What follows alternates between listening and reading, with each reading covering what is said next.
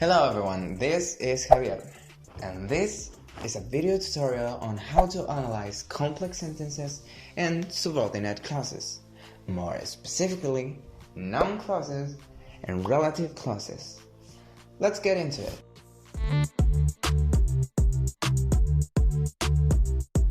To analyze a complex sentence, we must first identify if it is actually a complex sentence.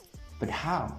Well, a good idea is to find if there's the three compulsory constituents of a complex sentence, which are independent clause, subordinator, and dependent clause. And you can have more dependent clauses. But these three are the compulsory. For analyzing actual sentences, we must define what these clauses are. Noun clauses are a type of dependent clauses that functions as a noun. You can have three different forms of these clauses: that clauses, if-whether clauses, and WH clauses. Noun clauses are introduced by a subordinator that can be of two types: subordinating conjunction and relative adverbs. One important aspect of noun clauses is that the noun clause is always after the verb. Hello, Javier from the future here. Even though Javier from the future is really handsome, I mean, look at that face.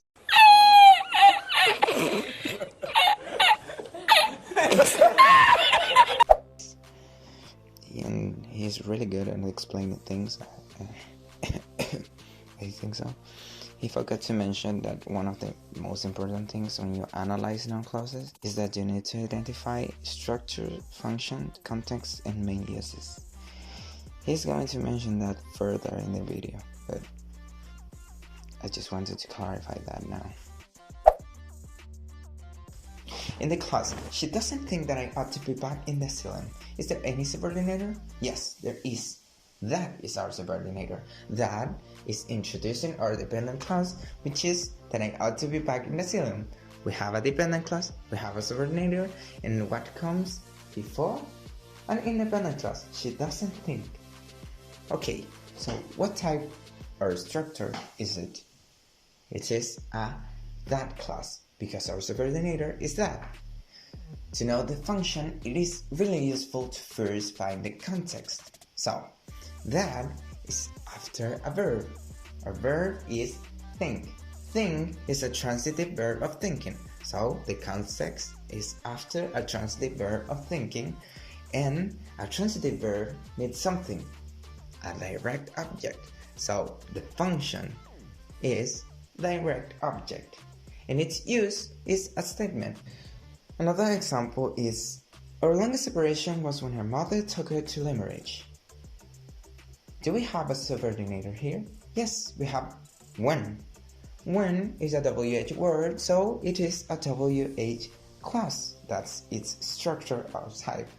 So, now let's check our context to find our function. Remember? Our context, where is our when? When is after was. Was is a, yes, it is a linking verb. What does a linking verb need? Linking verb needs complement, so the function is complement and the context is after a linking verb. Is it a statement? Yes, it is a statement. We are not asking anything, and we are certainly not reporting anything that was said before.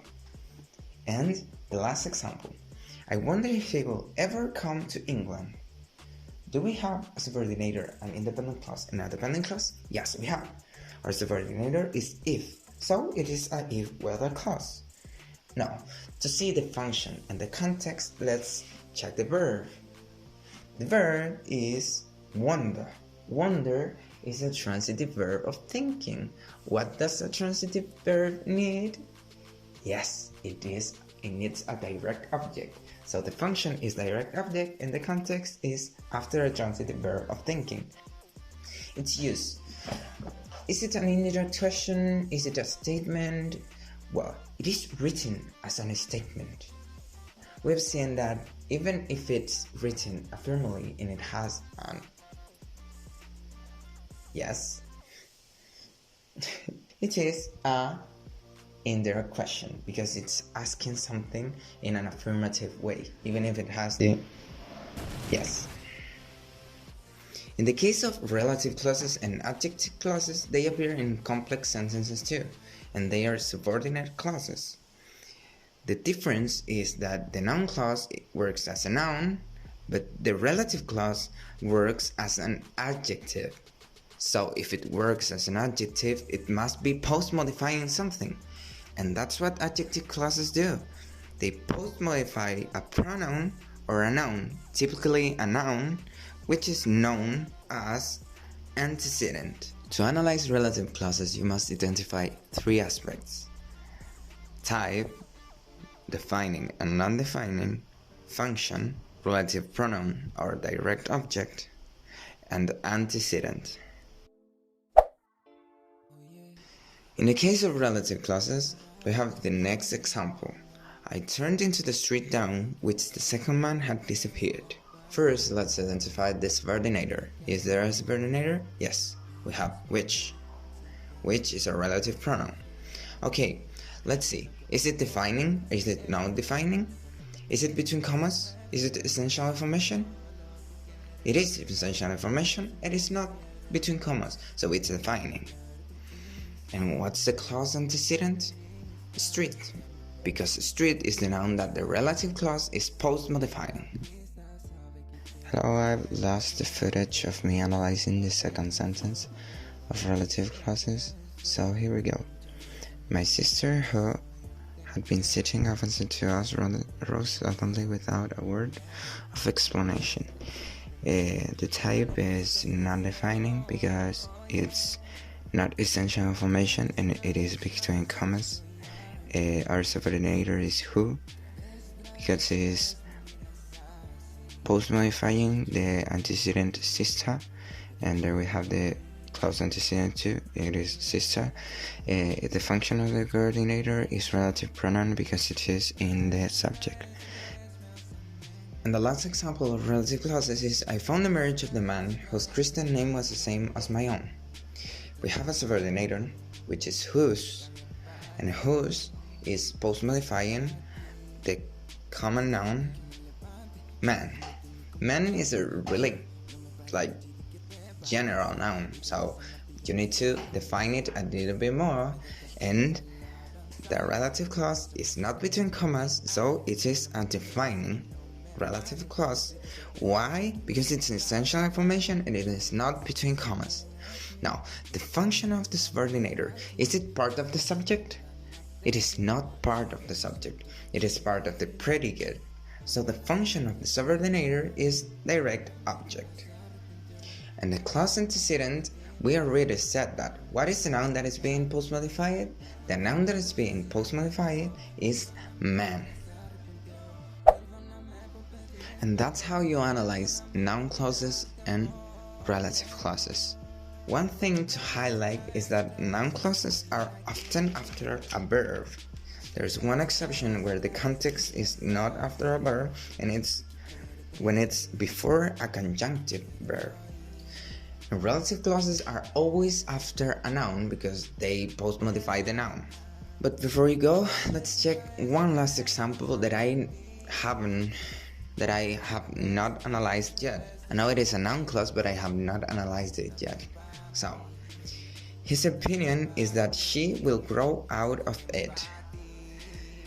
Do we have... So, do we have a subordinator? I see that. And it is after a verb, so yes, it is a noun clause. His opinion is that she will grow out of it. His opinion is the subject. Is that you grow out of it is the predicate. It is a linking verb. Is a linking verb because it's be. So if it is a linking verb, the context is after a linking verb, and the function is complement. But if you have a linking verb, you need a complement. And its use, she will grow out of it. His opinion is that she will grow out of it. His opinion is that she will grow out of it. I think it's a reported speech. Yeah, because someone is saying the opinion of other person, so to me it's reported speech. Yeah, it is reported speech. And that's it. I have not been reading from my phone. This is my microphone that I'm using because I don't have a proper microphone, and the camera is like 3 meters away from me. So yeah, that was it. Thanks for watching the video. I hope I get a 7 or a 10. And yeah, that's it. It was nice to have you listening to me. Have a good day. Perdóname por decir que no, perdóname, corazón se arrepintió. Perdóname por pedir perdón, perdóname por jurarte amor. Perdóname por decir que no, perdóname, corazón se arrepintió. Perdóname por pedir perdón, perdóname por jurarte amor. Oye, otra vez estoy aquí.